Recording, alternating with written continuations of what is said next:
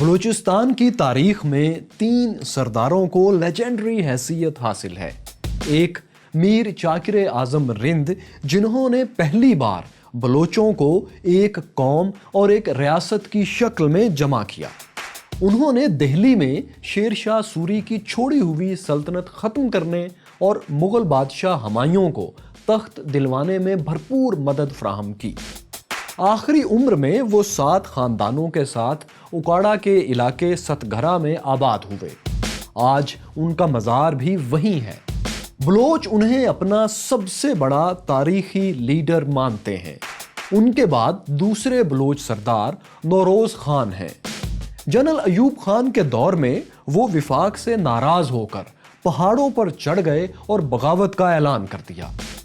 1960 میں ان سے ریاست کی طرف سے ان کے بھتیجے سردار دودہ خان نے مذاکرات کیے۔ مذاکرات میں انہیں قرآن پاک پر ہاتھ رکھ کر یقین دلایا گیا کہ حکومت نے ان کے تمام مطالبات تسلیم کر لیے ہیں، اس لیے وہ ہتھیار ڈال دیں۔ لیکن جب انہوں نے قرآن پر ہونے والے معاہدے کے بعد ہتھیار ڈال دیے تو ان کے بھائی اور بیٹوں کے ساتھ بدعہدی کی گئی۔ انہیں اذیتیں دینے کے بعد پھانسیوں پر لٹکا دیا گیا، جبکہ عمر رسیدہ سردار نوروز خان 90 برس کی عمر میں آخری سانسوں تک جیل کی کوٹڑی ہی میں بند رہے۔ اس بدعہدی اور وعدہ خلافی نے بلوچ قوم پرستوں کو شدید ناراض کیا۔ بلوچ تاریخ کے تیسرے لیجنڈری سردار کا نام نواب اکبر بگٹی ہے۔ ان میں بیک وقت متضاد باتیں جمع تھیں۔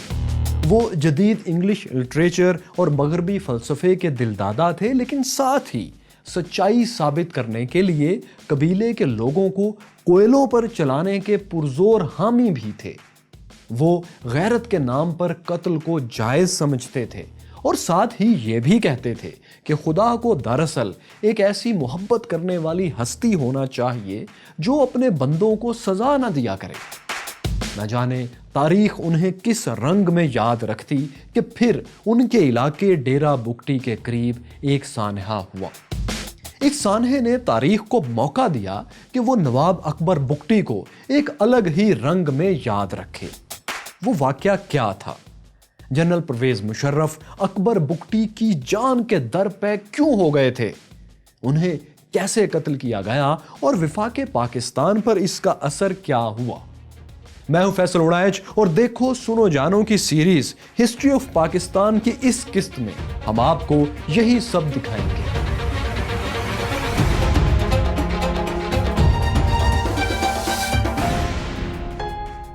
3 جنوری 2005 کی سرد رات تھی۔ سندھ سے آنے والی ڈاکٹر شازیہ خالد اپنے کمرے میں تنہا سو رہی تھیں۔ وہ PPL پاکستان پیٹرولیم لمیٹڈ کے سوئی ہاسپٹل میں ڈاکٹر تھیں۔ رات 2 بجے ان کے کمرے کا دروازہ کھلا اور ایک ماسک پہنے شخص اندر داخل ہوا۔ اس نے بندوق کے زور پر ڈاکٹر شازیہ کو باندھا اور متعدد بار زیادتی کا نشانہ بنایا۔ یہ ماسک پہنے شخص ڈاکٹر شازیہ کو ٹیلی فون کی تار سے باندھ کر فرار ہو گیا۔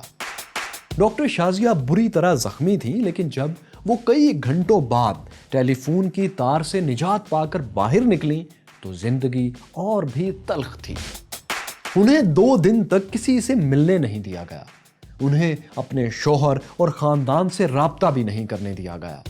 سوئی فیلڈ ہاسپٹل کے چیف میڈیکل آفیسر ڈاکٹر عثمان اور سیکیورٹی اہلکاروں نے ڈاکٹر شازیہ سے زبردستی ایک بیان پر دستخط کروائے کہ ان کے ساتھ ڈکیتی کی واردات ہوئی ہے اور وہ کوئی رپورٹ درج نہیں کروانا چاہتی۔ اس کے بعد انہیں پولیس کو بیان دینے سے پہلے کراچی منتقل کر دیا گیا۔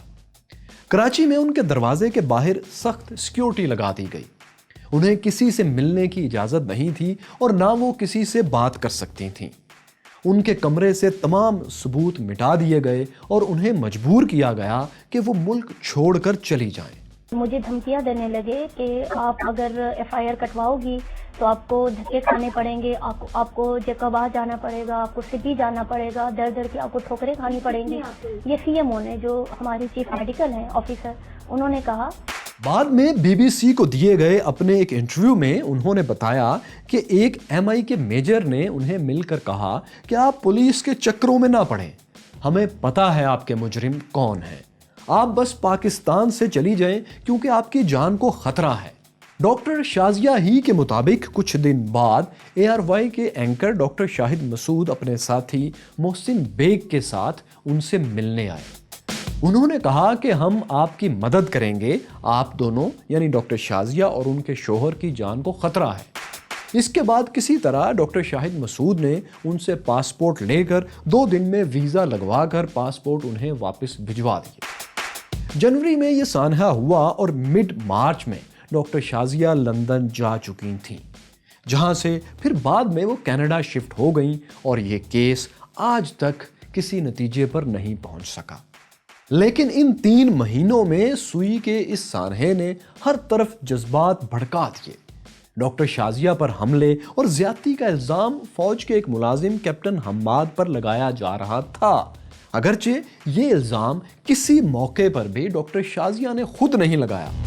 وہ بی بی سی کے پہلے انٹرویو میں کہہ چکی تھیں کہ وہ زیادتی کرنے والے کو شکل سے نہیں پہچان سکتی کیونکہ کمرے میں اندھیرا تھا اور ان کی آنکھوں پر پٹی بندھی تھی، لیکن وہ اس کی آواز کو پہچاننے کا دعویٰ کرتی رہی۔ 3 ماہ کے دوران اور اس کے بعد یہ کیس عدالت میں کسی نتیجے پر نہیں پہنچا اور شناخت پریڈ میں بھی ڈاکٹر شازیہ کے سامنے جو لوگ پیش کیے گئے وہ ان میں سے کسی کو بھی اپنا مجرم قرار نہ دے سکیں۔ یہی وجہ تھی کہ سوئی جو ڈیرہ بگٹی کا علاقہ تھا، یہاں کے سردار نواب اکبر بگٹی تھے، اب وہ متحرک ہو چکے تھے۔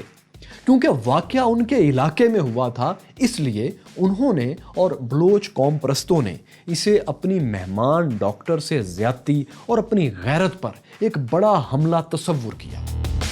اس لیے اکبر بگٹی اور مری قبائل جو پہلے بھی وفاق کے رویے سے خوش نہیں تھے، اس سانحے کے بعد سیخ پا ہو گئے۔ اکبر بگٹی کا حکومت سے مطالبہ تھا کہ کیپٹن حماد اور دیگر مبینہ ملزم قبائلی روایت کے مطابق جرگے میں آئیں اور کوئلوں پر چل کر دکھائیں کہ وہ بے گناہ ہیں، تو یہ معاملہ حل ہوگا۔ اب ظاہر ہے یہ مطالبہ ان کا نہیں مانا گیا۔ بگٹی قبائل اس سے اور ناراض ہوئے اور مسلح افراد نے سوئی فیلڈ پر درجنوں راکٹ، مارٹر گولوں اور AK-47 رائفل سے حملے شروع کر دیے۔ سوئی فیلڈ جہاں سے پاکستان کی 45% گیس سپلائی کی جاتی ہے، بند ہو کر رہ گئی۔ کراچی اور لاہور سمیت ملک کے کئی بڑے بڑے شہروں میں گیس کی سپلائی بند ہو گئی۔ حکومت نے بگٹی قبائل کے سردار اکبر بگٹی سے بات چیت کی کوششیں کیں کہ حالات کو قابو میں لایا جا سکے، لیکن اکبر بگٹی نے جواباً ڈاکٹر شازیہ کے مجرموں کو پکڑنے سے پہلے کوئی بات کرنے سے انکار کر دیا۔ شازیہ کے ملزم تو اس وقت نہ پکڑے گئے، لیکن جنرل مشرف نے اکبر بگٹی پر ریاست کو چیلنج کرنے کا الزام لگا کر ایکشن کا آغاز کیا، جسے بعد میں انہوں نے جسٹیفائی بھی کیا۔ پھر یہ بگٹی کی بات کرتے ہیں کہ بگٹی کے اوپر ٹرائل، 65 فراری کیمپ، یہ آؤٹ لاز کے کیمپ پورے بلوچستان میں بکھرے ہوئے، ہر روز الیکٹرک پائلون مار کے اڑا دیا، بجلی ختم ہو گئی۔ ایک دن میں سوئی پلانٹ جو ہمارا بہت بڑا پلانٹ ہے، اس کے اوپر 450 راکٹ فائر کر دیے سوئی پلانٹ پہ۔ جنرل مشرف نے بلوچستان میں ٹینکس، ہیلی کاپٹرز اور مزید 4500 سولجرز بھیج دیے۔ انہوں نے دھمکی بھی دی کہ اگر قومی تنصیبات پر حملے بند نہ ہوئے تو ایسا جواب دیا جائے گا کہ پتہ بھی نہیں چلے گا کہاں سے ہٹ ہوئے ہیں۔ ایسے بیانات کے بعد ڈیرہ بگٹی باقاعدہ میدان جنگ بن گیا اور پھر 17 مارچ کو ڈیرہ بگٹی پر ایک بڑا حملہ ہوا۔ اس میں 30 سے زائد افراد مارے گئے۔ اکبر بگٹی کے ڈیرے کو بھی شدید نقصان پہنچا اور اس موقع پر سیکیورٹی ایجنسیز کی طرف سے ڈیرہ بگٹی کو خالی کرنے کے آرڈرز جاری کیے گئے۔ اب یہ نواب کا خوف تھا یا لوگوں کی اپنی مرضی، لیکن وہاں کے بہت سے لوگ علاقہ چھوڑ کر جانے کو تیار نہیں تھے۔ ہمیں بولتے ہیں آپ لوگ نواب بگٹی کا شہر چھوڑ کر جائیں، ہم کدھر جائیں؟ ہمارے کو 500 سال ہو گئے ہیں، ہم ابھی سے تو نہیں بیٹھے، ہمارے کو 500 سال ہو گئے، پاکستان سے بھی پہلے بیٹھے ہوئے ہم لوگ۔ یاد رہے کہ نواب اکبر بگٹی قبائل کے سردار تھے، لیکن بگٹیوں کے تمام چھوٹے قبیلے ان کے ساتھ نہیں تھے۔ کچھ سب ٹرائبز ان کے خلاف بھی تھے اور ان میں کلپر بگٹی اور مسوری بگٹی شامل تھے۔ کلپر بگٹی قبائل سے نواب اکبر بگٹی کی شدید دشمنی تھی۔ دونوں طرف کے لوگ ایک دوسرے کے ہاتھوں مارے جا چکے تھے، اور جس وقت کی ہم بات کر رہے ہیں اس وقت نواب اکبر بگٹی نے کلپر بگٹی کے 70-80 ہزار لوگوں کو بلوچستان چھوڑ جانے پر مجبور کر دیا تھا۔ یہ لوگ سندھ اور پنجاب کے مختلف علاقوں میں در بدر تھے۔ اس آپریشن میں ایک بلوچ جرگہ جو جنرل مشرف کا ساتھ دے رہا تھا، اس میں اسی کلپر اور میسوری بگٹی جیسے دوسرے جو بگٹیوں کی شاخیں تھیں ان کے لوگ شامل تھے۔ جس وقت جنرل مشرف نے اکبر بگٹی کے خلاف محاذ گرم کر دیا تھا، اس وقت کچھ سیاستدان جو جنرل مشرف کے سیاسی ساتھی تھے وہ معاملے کو بات چیت سے حل کرنا چاہ رہے تھے۔ مارچ میں انہی سیاستدانوں کا ایک وفد ڈیرہ بگٹی گیا اور اکبر بگٹی سے ملا۔ اکبر بگٹی نے عالمی میڈیا کے سامنے بات کرتے ہوئے کہا کہ ان کے صوبے کے ساتھ زیادتی ہو رہی ہے اور ڈاکٹر شازیہ کا سانحہ اس کی ایک تازہ مثال ہے۔ For example, take the natural gas. It has been flowing through these pipelines for the last 50 years or more to every nook and corner of Pakistan, but not Balochistan. So it is daylight robbery by force of arms. And what happened a few days ago was part of all this. اس وقت general Musharraf کے ہاتھوں کی بنی حکمران سیاسی جماعت کاف league کے صدر چودھری شجاعت حسین تھے، اور یہاں ایک خاص بات تھی، وہ یہ کہ چودھری شجاعت حسین کے خاندان پر اکبر بگٹی کا ایک بہت بڑا تاریخی احسان تھا۔ واقعہ یہ تھا کہ 70 کی دہائی میں جب ذوالفقار علی بھٹو وزیر اعظم تھے تو انہیں جن سیاسی رہنماؤں نے پریشان کر رکھا تھا ان میں چودھری شجاعت حسین کے والد چودھری ظہور الہی بھی شامل تھے۔ یہ وہ لیڈر تھے جن کے خلاف بھٹو دور میں بھینس چوری جیسے مقدمات درج کروائے جاتے اور پھر اسی مقدمے میں سیاستدانوں کو گرفتار کر لیا جاتا۔ ایسے ہی ایک کیس میں چودھری ظہور الہی پر بلوچستان میں اسلحہ اسمگل کرنے اور علیحدگی پسندوں کو دینے کا الزام لگا کر بلوچستان کے علاقے کولو کی ایک جیل میں قید کروا دیا گیا۔ چودھری شجاعت حسین کے مطابق وزیر اعظم ذوالفقار علی بھٹو نے اکبر بگٹی کو پیغام بھیجا کہ وہ چودھری ظہور الہی کو پولیس مقابلے میں قتل کروا دیں۔ اس وقت اکبر بگٹی بلوچستان کے گورنر تھے۔ انہوں نے اس سازش میں شامل ہونے سے انکار کر دیا، بھٹو سے سوری کر لیا، بلکہ چودھری ظہور الہی کی حفاظت کی۔ انہوں نے چودھری ظہور الہی کو اپنی حفاظت میں بلوچستان سے ان کے گھر پہنچایا۔ تو انہی چودھری شجاعت حسین نے آخری کوشش کے طور پر اکبر بگٹی سے رابطہ کیا، ان سے ملاقات کا وقت مانگا۔ ایسا لگتا ہے کہ چودھری شجاعت حسین جنرل مشرف کے ارادوں کو بھانپ چکے تھے اور وہ اکبر بگٹی کی جان بچانا چاہ رہے تھے۔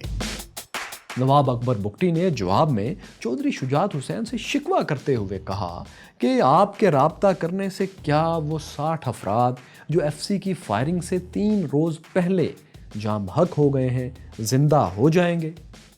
پھر انہوں نے شاید تاریخی حوالہ ذہن میں رکھتے ہوئے دوسرا شکوہ کیا کہ مسلم لیگ قائد اعظم جس کے صدر چودھری شجاعت حسین ہیں، ان کے دور میں ہمارے ساتھ یہ سب کچھ ہو رہا ہے۔ انہوں نے کہا کہ پھر بھی انہیں چودھری صاحب پر یقین ہے کہ وہ مخلصانہ کوششیں کر رہے ہیں، حالانکہ وہ جانتے ہیں کہ طاقت ان کے پاس نہیں کسی اور کے پاس ہے۔ اکبر بگٹی کا اشارہ یقیناً جنرل پرویز مشرف کی طرف تھا۔ اس رابطے کے چند دن بعد 24 مارچ کو چودھری شجاعت حسین اکبر بگٹی کے گھر ڈیرہ بگٹی چلے گئے۔ اس وقت ڈیرہ بگٹی ایک میدان جنگ کا منظر پیش کر رہا تھا۔ جگہ جگہ مورچہ بند مسلح لوگ تھے اور فوجی چیک پوسٹیں بھی قائم تھیں۔ گھروں اور دیواروں پر گولیوں اور گولوں کے نشانات واضح تھے۔ اکبر بگٹی کے بقول فوجی فائرنگ سے ان کے علاقے میں خواتین، بچوں اور ہندو کمیونٹی سمیت 30 سے زائد لوگ جان گنوا بیٹھے تھے، جبکہ سیکیورٹی اہلکاروں کے مطابق حملوں میں ان کے 2 اہلکار شہید ہو چکے تھے۔ تو ان حالات میں چودھری شجاعت حسین جب ڈیرہ بگٹی پہنچے تو ان کے ساتھ سینیٹر مشاہد حسین سید، مونس الہی اور صحافی نسیم زہرا بھی تھیں۔ اکبر بگٹی نے ان سب کو ویلکم کہا اور اپنے گھر کے ایک حصے میں لے گئے۔ وہاں زمین پر ایک بڑا سا گڑھا پڑا ہوا تھا۔ سردار اکبر بگٹی نے اشارہ کر کے بتایا کہ یہ گڑھا ان کے گھر پر فوجی بمباری سے پڑا ہے۔ انہوں نے کہا کہ یہ گولہ ایسے وقت میں گرا جب وہ سیٹلائٹ فون پر کسی سے بات کر رہے تھے، اور ان کے مطابق اس کا مطلب یہ ہے کہ حکومت انہیں جان سے مارنا چاہتی ہے کہ ان کے فون کو ٹریس کر کے نشانے پر گولہ پھینکا گیا تھا۔ لیکن گولہ ان سے کچھ ہی دور گرا اور وہ محفوظ رہے، اگرچہ اس بمباری کے دوران ان کی پوتی زخمی ہو گئی تھی۔ اس ٹینس ماحول میں یہ اہم ترین مذاکرات 3 سے 4 گھنٹے چلتے رہے۔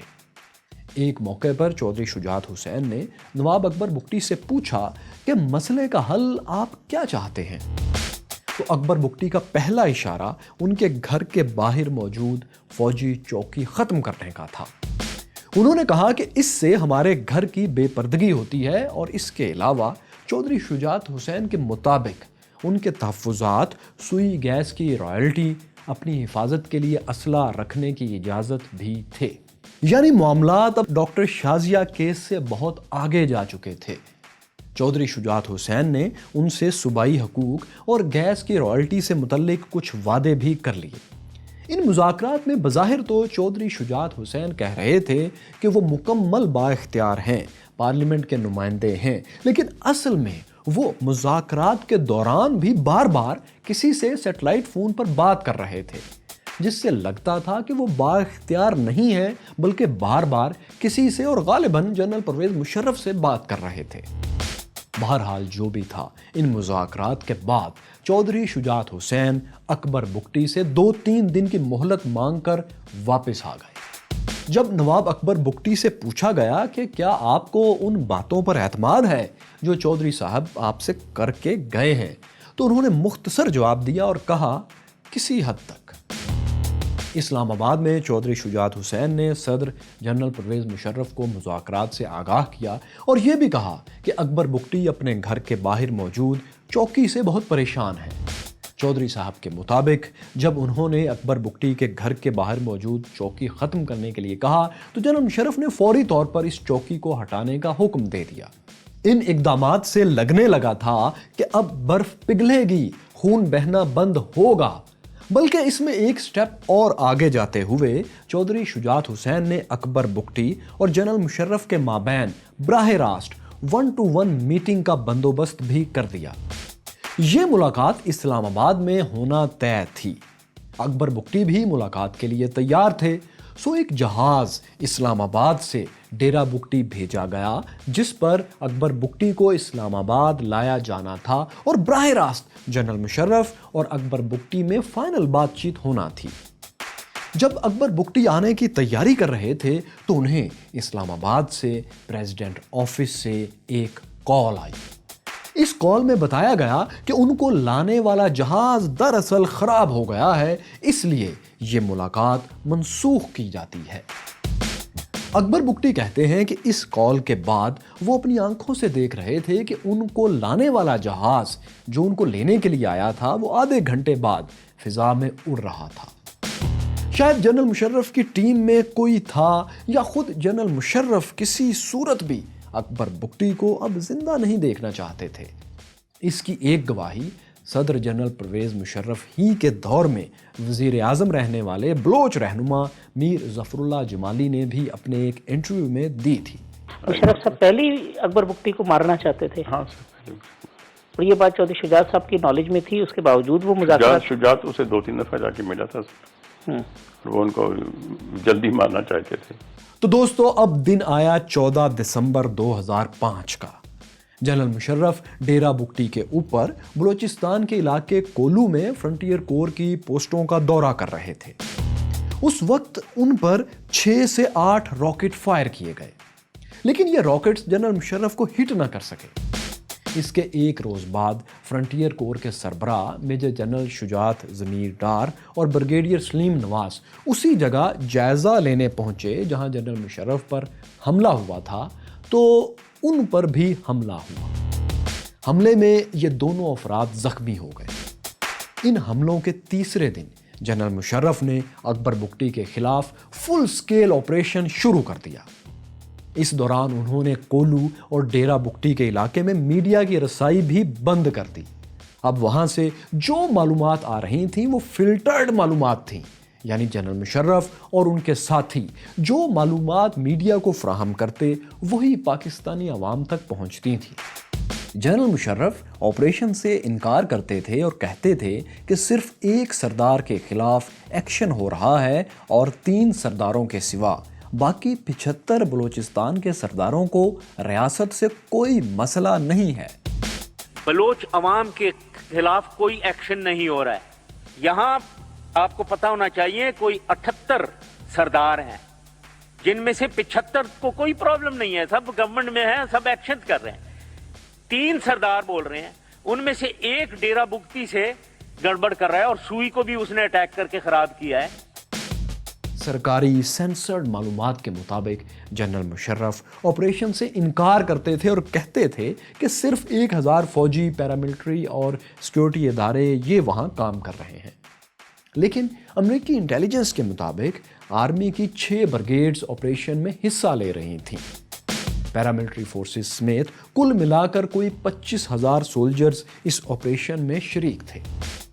جنرل مشرف بھلے آپریشن سے انکار کر رہے تھے، لیکن مقامی ذرائع کے مطابق کولو اور اطراف کے علاقوں میں کئی دن تک بمباری کی جاتی رہی۔ ہیومن رائٹس کمیشن رپورٹ کے مطابق کولو اور ڈیرہ بگٹی میں عمارتیں تباہ ہو چکی تھیں اور 85% 85% کے لگ بھگ لوگ علاقہ چھوڑ کر کسی اور محفوظ جگہ منتقل ہونے پر مجبور تھے۔ کولو کے علاقے کا رابطہ دسمبر 2005 کے بعد سے ہی باقی علاقوں سے کٹ چکا تھا، جس کی وجہ سے مقامی افراد کو خوراک، کھانے پینے اور ادویات تک کی شدید قلت کا سامنا تھا۔ دوسری طرف بلوچ مسلح قوم پرست گیس پائپ لائنوں، ریلوے کی پٹریوں، بجلی کے گریڈ اسٹیشنز کو خاص طور پر نشانہ بنا رہے تھے۔ 2005 کے آخر تک بلوچستان کے بلوچ اکثریتی علاقوں میں 187 بم دھماکے، 275 راکٹ حملے، گیس پائپ لائنز پر 8 حملے، بجلی فراہم کرنے والی لائنز پر 38 حملے اور ریلوے لائنز پر 19 حملے ہو چکے تھے۔ یہ آپریشن جاری تھا کہ اگست 2006 آ گیا۔ جنرل مشرف ایک میٹنگ لے رہے تھے جس میں ڈی جی ایم آئی میجر جنرل ندیم اعجاز بھی موجود تھے۔ ندیم اعجاز جنرل مشرف کے انتہائی قریبی ساتھیوں میں سے تھے۔ اقتدار پر قبضے کے بعد جب جنرل مشرف نے بلدیاتی الیکشنز کروائے تو ان الیکشنز کو مینیج کرنے میں بھی ندیم اعجاز کا بہت بنیادی کردار تھا، گو کہ اس وقت وہ کرنل تھے۔ ان پر نون لیگ اور پیپلز پارٹی کے لوگوں کو اغوا کرنے اور بدترین تشدد کے الزامات بھی بہت زیادہ تھے۔ ان پر بینظیر بھٹو، جاوید ہاشمی، پرویز رشید، خواجہ سعد رفیق، تہمینہ دولتانہ اور خود چودھری شجاعت حسین جو کاف لیگ کے اس وقت صدر تھے، انہوں نے سخت الزامات لگائے ہیں۔ چودھری شجاعت حسین نے اپنے بلدیاتی الیکشنز میں مداخلت کرنے اور ان کے گارڈز کو اغوا کرنے کے الزامات بھی میجر جنرل ندیم اعجاز پر لگائے تھے۔ اقوام متحدہ کی ٹیم نے بھی ندیم اعجاز پر ایک الزام لگایا کہ بینظیر بھٹو کے قتل کے بعد جب ان کی جائے شہادت کو دھو کر تمام شواہد مٹا دیے گئے تو ایسا یو این او کی رپورٹ کے مطابق اسلام آباد پولیس چیف سعود عزیز نے دراصل ندیم اعجاز ہی کے اشارے پر یا ان کے حکم پر کیا تھا۔ حالانکہ اس سے پہلے جب جنرل مشرف پر اسلام آباد میں پنڈی میں حملہ ہوا تو اس جگہ کو کئی دن تک کارڈن آف کیا گیا اور صفائی نہیں کی گئی تاکہ شواہد محفوظ رہے۔ تو یہی جنرل ندیم اعجاز بگٹی کے خلاف آپریشن کے وقت ڈی جی ایم آئی تھے اور اس میٹنگ میں موجود تھے، جس میں چودھری شجاعت حسین، جنرل پرویز مشرف اور دیگر لوگ بھی تھے۔ میٹنگ کے دوران وہ نواب اکبر بگٹی کے خلاف بہت سخت زبان استعمال کر رہے تھے۔ انہوں نے اسی میٹنگ میں جنرل مشرف کو بتایا کہ اکبر بگٹی اب پہاڑوں میں روپوش ہو چکے ہیں، لیکن وہ ان کو تلاش کر کے نکال لیں گے۔ چودھری شجاعت حسین نے محسوس کیا کہ ندیم اعجاز اکبر بگٹی کے بارے میں کوئی خطرناک فیصلہ شاید لے چکے ہیں۔ انہوں نے میٹنگ کے بعد مشاہد حسین سید کو ساتھ لیا اور جنرل ندیم اعجاز کے گھر چلے گئے۔ چودھری شجاعت حسین نے ان سے گھر میں جا کر کہا کہ اکبر بگٹی کی حکومت کے ساتھ محاذ آرائی چل رہی ہے، لیکن یاد رکھیں کہ اکبر بگٹی بلوچستان کے ان سیاستدانوں میں، ان سرداروں میں شمار ہوتے ہیں جنہوں نے کبھی علیحدگی کا نعرہ نہیں لگایا، بلکہ وہ بلوچ قوم پرستوں کے مقابلے میں ہمیشہ وفاق پاکستان کا ساتھ دیتے آئے ہیں۔ اس لیے اگر ان سے آپ کو مسائل ہیں تو انہیں گرفتار کر لیں، جان سے مت ماریں۔ جس وقت یہ تبادلہ خیال ہو رہا تھا، اکبر بگٹی واقعی اپنے علاقے ڈیرہ بگٹی سے 150 کلومیٹر دور کولو آ چکے تھے۔ یہاں تراتانی کے پہاڑوں میں وہ اپنے جنگجوؤں کے ساتھ کسی نامعلوم جگہ پر موجود تھے، اور یہ ان کی اسی جگہ کی آخری تصاویر میں سے ایک تصویر ہے۔ ان کا ٹھکانہ ایک غار کے اندر تھا۔ یہاں انہیں تلاش کرنا اتنا آسان نہیں تھا، لیکن مقامی گائیڈز کی مدد سے سیکیورٹی ایجنسیز نے انہیں 26 اگست کے قریب لوکیٹ کر لیا۔ ISPR کے مطابق 7 فوجی اہلکار اس اندر سے مڑے ہوئے غار کے قریب پہنچے تو اس کا کھلا دہانہ کسی بڑے ٹھکانے کا صاف پتہ دے رہا تھا، لیکن بقول فوجی ترجمان اس سے پہلے کہ یہ اہلکار غار میں داخل ہوتے، غار کی چھت اچانک سے گر گئی، غار کولیپس ہو گیا۔ یہ 7 اہلکار اور غار کے اندر موجود لوگ جان سے چلے گئے۔ ایسا بھی کہا جاتا ہے کہ غار پر راکٹ یا میزائل سے حملہ کیا گیا، جس کی وجہ سے غار بیٹھ گیا۔ اب جو بھی ہوا ہو، لیکن واقعہ یہ تھا کہ غار کی چھت گر چکی تھی اور وہاں موجود تمام لوگ پتھروں میں دفن ہو چکے تھے۔ اگلے دن کے اخبارات اس شہ سرخی کے ساتھ چھپے کہ کولو گرینڈ آپریشن میں اکبر بگٹی، ان کے 32 ساتھی، 4 فوجی افسر اور 1 سپاہی جاں بحق۔ ان کی موت کے 6 دن بعد ان کی لاش کو غار سے برآمد کرنے کا دعویٰ کیا گیا۔ ان کی میت بگٹی خاندان کے کسی فرد کے حوالے نہیں کی گئی، بلکہ ایک تابوت میں رکھ کر اس پر نہ جانے کیوں 2 تالے لگا دیے گئے۔ 1 ستمبر کو صرف 1 دن پہلے ترقی پانے والے DCO ڈیرہ بگٹی عبدالصمد لاسی کی نگرانی میں مختصر سی نماز جنازہ کے بعد اکبر بگٹی کے جسد خاکی کو ڈیرہ بگٹی ہی میں دفن کر دیا گیا۔ جنرل مشرف نے اکبر بگٹی کی موت کے بعد ایک بند کمرے کی تقریب میں کہا کہ جو ہوا ٹھیک ہوا، دوبارہ بھی موقع ملا تو یہی کروں گا۔ کوئی غلطی نہیں ہوئی، بالکل صحیح ہوا جو بگٹی کا وہاں ہوا ہے بلوچستان میں۔ No wrong was done, it was right. اور اگر دوبارہ کبھی موقع ملا، ایسی بات ہوئی، دوبارہ وہی کروں گا، دوبارہ ویسے ہی کچلیں گے اس پر۔ جبکہ چودھری شجاعت حسین نے اکبر بگٹی کی موت کو افسوسناک قرار دیا۔ جلاوطن نواز شریف نے اسے ٹارگٹ کلنگ کہا، اور پیپلز پارٹی کے رہنما امین فہیم نے کہا کہ حکومت آگ سے کھیل رہی ہے۔ اسی دن اسلام آباد میں ایک میٹنگ میں DGMI میجر جنرل ندیم اعجاز، جنرل مشرف اور سیاسی قائدین کو بتا رہے تھے کہ اکبر بگٹی کے مارے جانے پر ڈیرہ بگٹی میں مبینہ طور پر خوشیاں منائی جا رہی ہیں، جس پر چودھری شجاعت حسین نے ٹوکا اور کہا، دشمن مرے تے خوشی نہ کریے، سجنا بھی مر جانا۔ اکبر بگٹی کی موت کے بعد بلوچستان میں شورش ختم نہیں ہوئی۔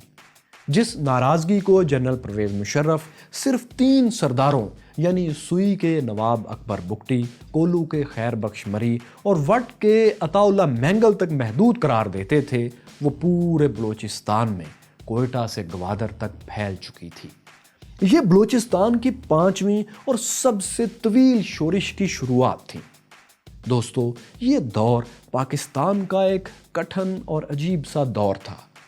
کارگل کے بعد سے انٹرنیشنل اور نیشنل بیانیہ بنانے کے لیے جنرل مشرف نے TV چینلز کو لائسنسز دینا شروع کیے ہوئے تھے، اور کمیونیکیشن کمپنیز پاکستان میں دھڑا دھڑ سرمایہ لگا رہی تھیں، جس سے بہت سی ملازمتیں پیدا ہو رہی تھیں، لیکن ساتھ ہی दहशत गर्दी पूरे अरूज पर जा रही थी। खुसूसन शुमाली इलाका जात में दहशत गर्दी एक खौफनाक शक्ल इख्तियार कर चुकी थी। पाकिस्तान के हर सूबाई दारुल हुकूमत में हर जुमे के रोज़ नमाज जुमा से पहले एक धमाका हुआ करता था जिसमें लातादाद बेगुनाह लोग मारे जाते।